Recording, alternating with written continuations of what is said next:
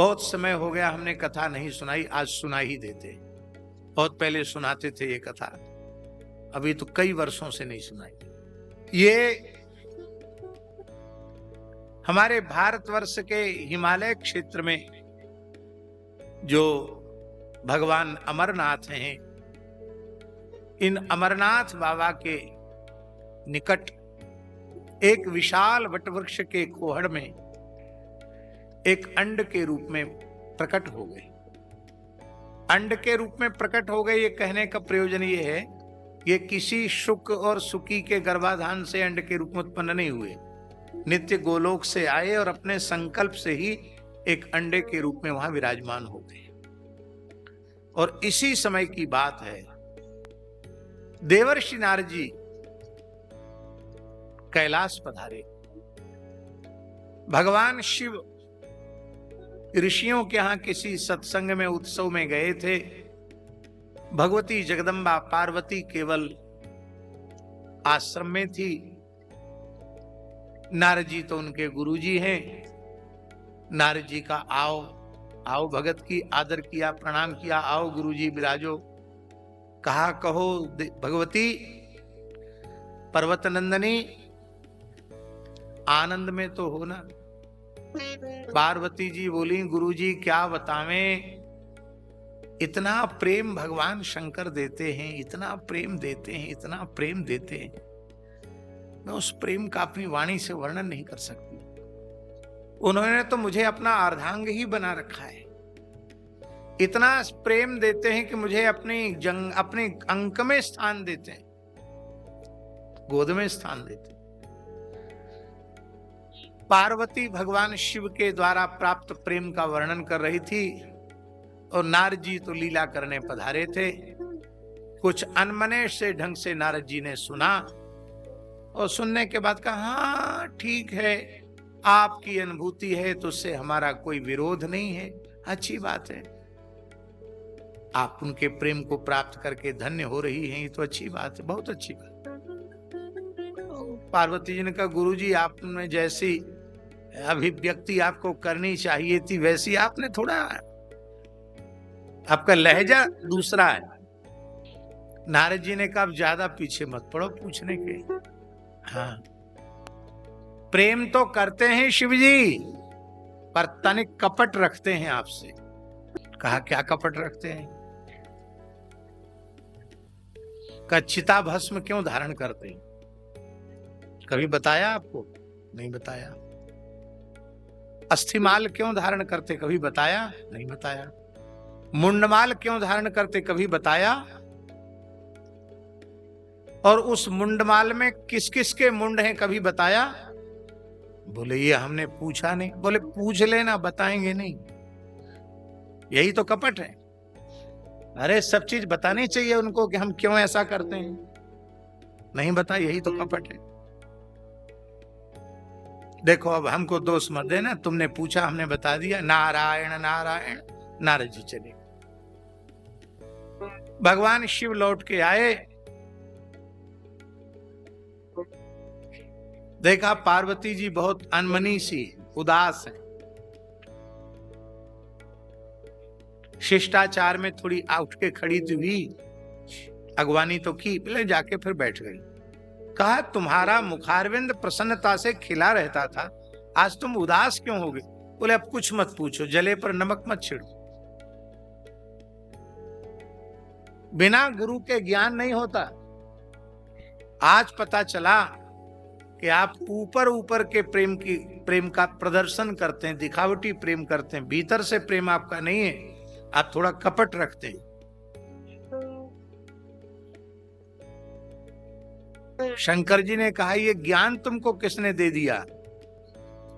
कोई आया था क्या यहाँ? हाँ, हमारे पूज्य गुरुदेव भगवान श्री नारद जी आए थे। बोले वाह, तब तो हो गया काम। नारद जी पक्के गुरु हैं, तुम उनकी पक्की चेली हो। नारद जी जिसको पाठ पढ़ाते हैं उसको कच्चा पाठ पढ़ाते नहीं। प्रहलाद जी को पेट में भक्ति का पाठ पढ़ा दिया, कितने पक्के निकले प्रहलाद जी भक्ति में। जयति जगति मायाम यस्य काया धवस्ते वचन रचन में एकम केवलम चाकलय्य ध्रुवपदमपि यातो यत कृपातो ध्रुवोयम सकल कुशल पात्रम ब्रह्मपुत्रम नतास्मि। अद्भुत है नारद जी। शंकर जी ने कहा भला कौन सा कपट हमने तुमसे किया? कई चिता भस्म क्यों लगाते हो? अस्थिमाल क्यों धारण करते हो? मुंडमाल क्यों पहनते हो? इसमें किस किस के मुंड हैं? शंकर जी ने कहा हम लोग अवधूत परमहंस योगी हैं, ज्यादा गहराई में नहीं उतरना चाहिए। ये कोई पूछने की बात? और कुछ पूछो। अब पक्की बात हो गई कि आप कपट करते हैं। गुरुजी तो कह रहे थे कि तुम पूछ लेना, नहीं बताएंगे। नट गए ना आप, मना कर दिया आपने।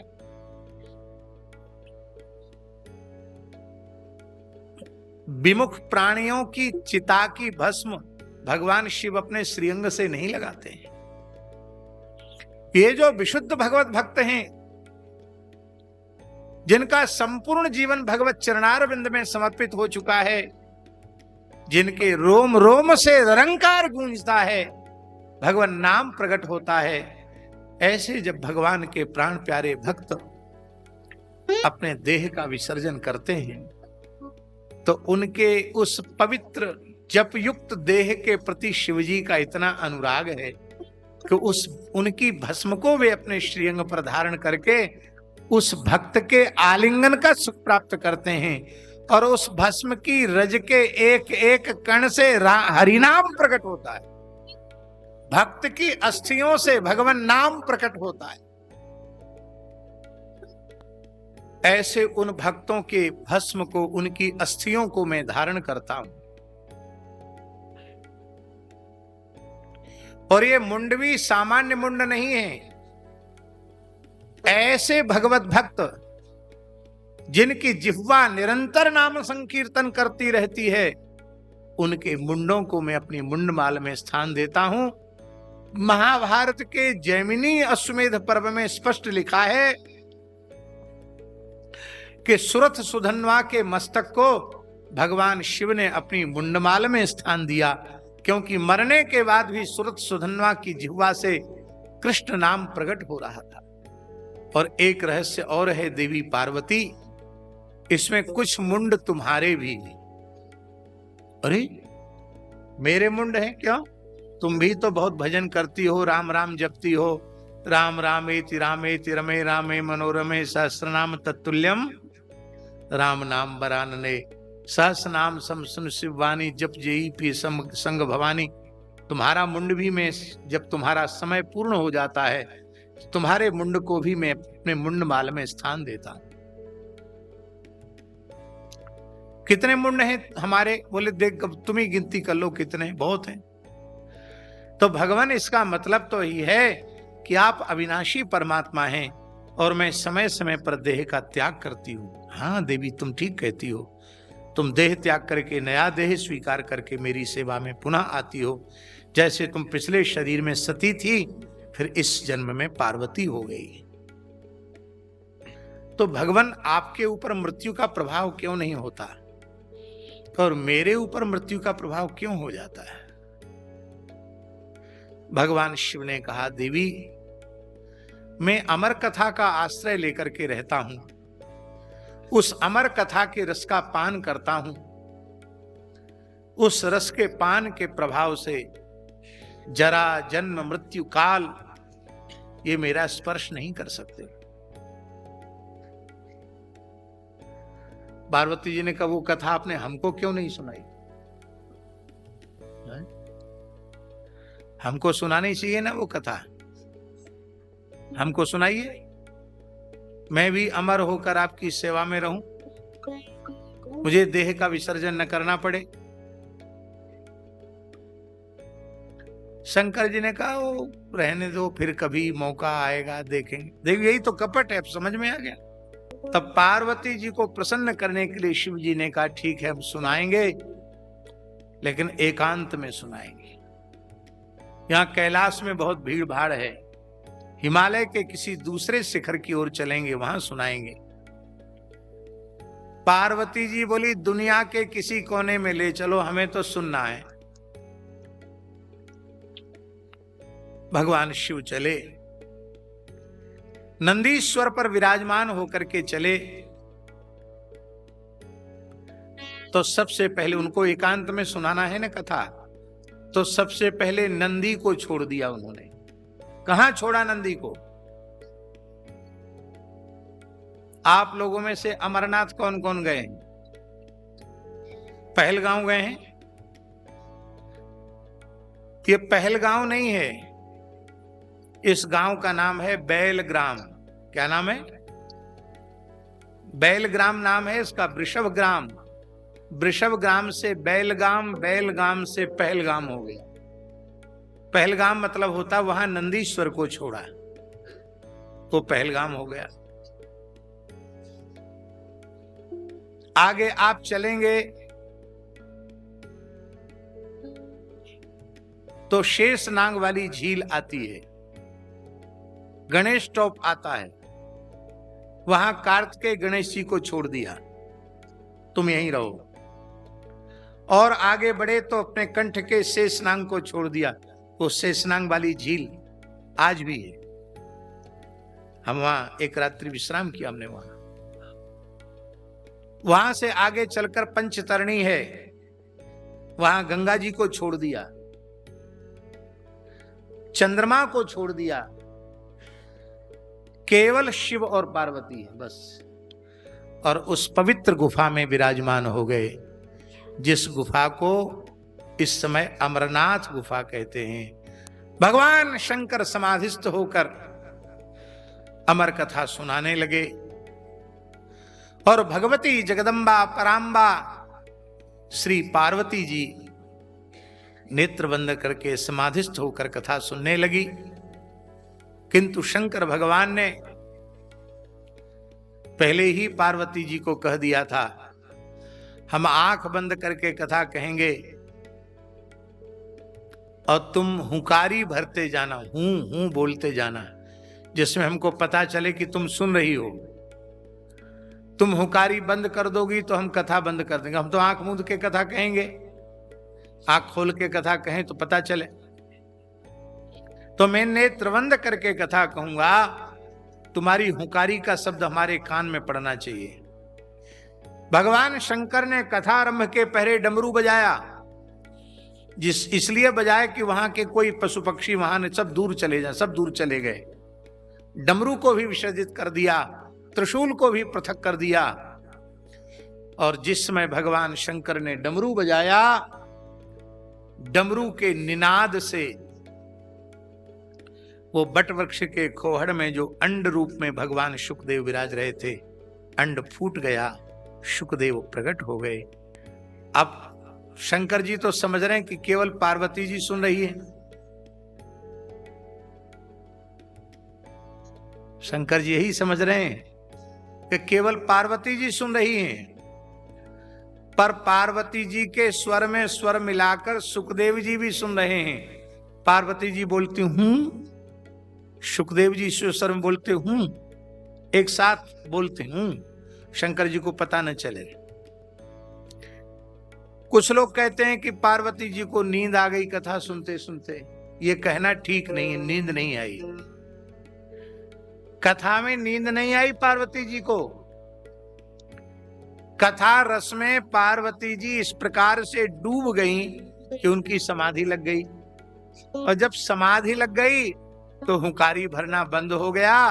शुकदेव जी ने विचार किया कि अब हुंकारी का शब्द शंकर जी को नहीं सुनाई पड़ेगा तो कथा बंद हो जाएगी, इसलिए हुंकारी वाली सेवा वो करते रहे, बीच बीच में करते रहे। कथा पूरी हो गई। शंकर जी ने नेत्र खोले तो देखा पार्वती जी समाधिस्थ हैं। तो पार्वती जी के तो समाधि लग गई, हूं हूं करने वाला कौन है? पार्वती जी को कहा, देवी क्या हुआ? भगवान आपकी कथा इतनी रसमयी थी कि मेरी तो समाधि लग गई।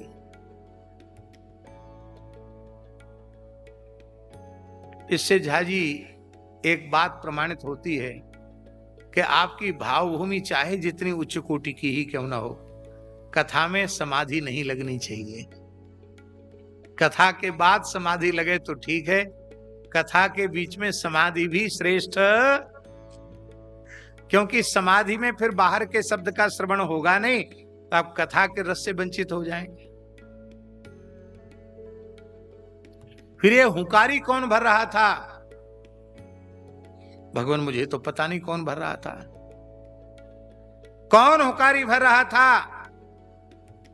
सुखदेव जी बोले हूं। अच्छा, चोरी फिर सीना जोरी। हमने जिस अमर कथा को अपने पुत्र कार्तिकेय गणेश को नहीं सुनाया, नंदीश्वर बेचारे जो हमेशा हमारा वाहन बन के रहते उनको नहीं सुनाया, अपने कंठ के शेष नाग को नहीं सुनाया, चंद्रमा को नहीं सुनाया, वो कथा इसने बिना मेरी आज्ञा के चोरी चोरी कैसे सुन ली? मैं इसे दंड दूंगा। और भगवान शिव त्रिशूल लेकर के दौड़े। शुकदेव जी, हिमालय की ही तो घटना है।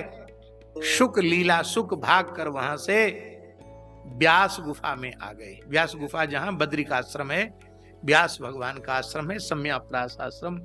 उस समय भगवान व्यास की पत्नी वटिका सूर्य भगवान को अर्घ दे रही थी। ए ही सूर्य सहस्रांशो तेजो रासे जगतपते अनुकंपय माम भक्त्या ग्रहणार्घ्यम दिवाकर, ये बोल करके सूर्य अर्घ दे रहे थे। उसी समय भगवान शुकदेव उनके मुख में सूक्ष्म रूप से प्रविष्ट हो गए। ए ही मंत्रोच्चारण कर रही थी तो सूर्य भगवान शुक मुख मार्ग से प्रविष्ट होकर माता वटिका के उदर में चले गए। शंकर जी त्रिशूल लेकर खड़े व्यास आश्रम में। भगवान व्यास शिष्य मंडली के सहित आए। नमः शंभवाय च मयो भवाय च नमः शंकराय च मस्कराय च नमः शिवाय च शिवतराय च इत्यादि मंगा नहीं। अब इसने पूरी अमर कथा सुन ली तो मरना तो उसको है नहीं, तब आप दंड क्या देंगे मेरी समझ में नहीं आता। तो यदि आपने कथनचित मार दिया तो आपकी अमर कथा, अमर करने वाली ये बात अप्रमाणित हो जाएगी। अरे जिस पूरी कथा को पार्वती जी नहीं सुन सकी और इसने सुन लिया तो ये तो बात पक्की है कोई सामान्य नहीं है वह जीव।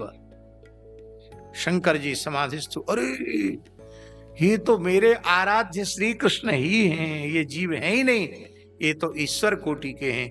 बोले व्यास तुम बहुत भाग्यशाली हो, ये साक्षात नंद नंदन श्री कृष्ण ही सुखरूप से गर्भ में आए हैं। अब तक जो अमर कथा में किसी को नहीं सुनाता था, अब ये सुख रूप से प्रकट होकर अमर कथा सबको सुनाएंगे। ये अमर कथा और कोई दूसरी नहीं है, श्रीमद् भागवत की कथा ही अमर कथा है। श्रीमद् वाल्मीकि रामायण की कथा ही अमर कथा है। श्रीमद् रामचरितमानस की कथा ही अमर कथा है। माने भगवत कथा ही अमर कथा है। इस कथा के रस को निरंतर यदि कोई पीवे तो वह अजर अमर हो जाएगा। सुखदेव जी प्रमाण है इसका। आज भी सुखदेव जी सदैव विराजमान है। 16 वर्ष के हैं सुखदेव जी, ना उम्र घटी न बढ़ी। सनकादिक भगवान आज भी 5 ही वर्ष के हैं। नारद जी आज भी ज्यों के त्यों ही हैं। इस अमर कथा रस का पान करने वाले अजर अमर हो गए। अब शुकदेव जी भीतर पेट में चले गए तो बाहर ही नहीं आते, बालक के रूप में हो गए। कितने वर्ष हो गए? व्यास पत्नी के गर्भ में 12 वर्ष हो गए। कितने वर्ष हुए? बाहर निकले नहीं, बाहर नहीं निकले। आप कहेंगे कैसी माता होगी, 12 साल तक गर्भ में सुखदेव जी को धारण किया, कितना कष्ट होगा मां को। बहुत ध्यान से सुने, भगवान और भगवान के भक्त कष्ट देने नहीं आते हैं, कष्ट हरने आते हैं। इसलिए वो 12 वर्ष गर्भ में रहकर भी उन्होंने अपनी माता को किंचित भी कष्ट नहीं दिया। व्यास जी ने कहा बेटा बाहर आओ। सुखदेव जी बोले बाहर आने में खतरा है। क्या? माया के कारण स्वरूप की विस्मृति हो जाएगी।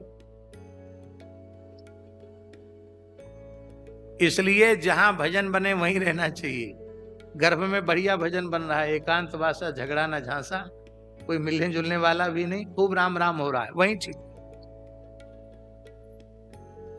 माया के डर के मारे बाहर नहीं आ रहे हैं।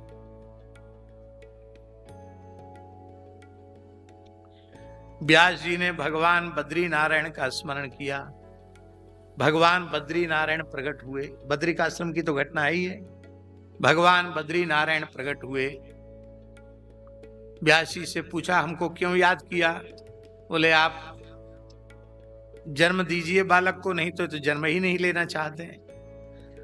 भगवान नारायण ने कहा सुखदेव जन्म क्यों नहीं लेना चाहते हो? बोले प्रभु आपकी माया से हमको भय है। भगवान बोले हम आश्वासन देते हैं मेरी माया आपको छू नहीं सकेगी। अरे भला आपको मेरी माया कैसे स्पर्श करेगी? आपकी वाणी का जो आश्रय लेंगे उन जीवों को भी मेरी माया का स्पर्श नहीं। आश्रय लेने का मतलब कथा कहना नहीं। हाँ, कि भागवत की कथा वाचने लगे तो भागवत का आश्रय हो गया। भागवत जैसा जीवन हमारा हो जाए, भागवत आत्मसात कर लें हम, उसको माया का स्पर्श नहीं। पक्की बात। आपके वचनामृत को सुनकर जीव माया से मुक्त हो जाएंगे। आपको माया से भय क्यों है? भगवान नारायण चले गए। सम्याप्रास आश्रम में वैशाख अमावास्या की मध्याह्न काल की अभिजित वेला में भगवान श्री सुखदेव जी प्रकट हुए। बोलो श्री सुखदेव जी महाराज की जय। वैशाख अमावास्या सुखदेव जी की जयंती है।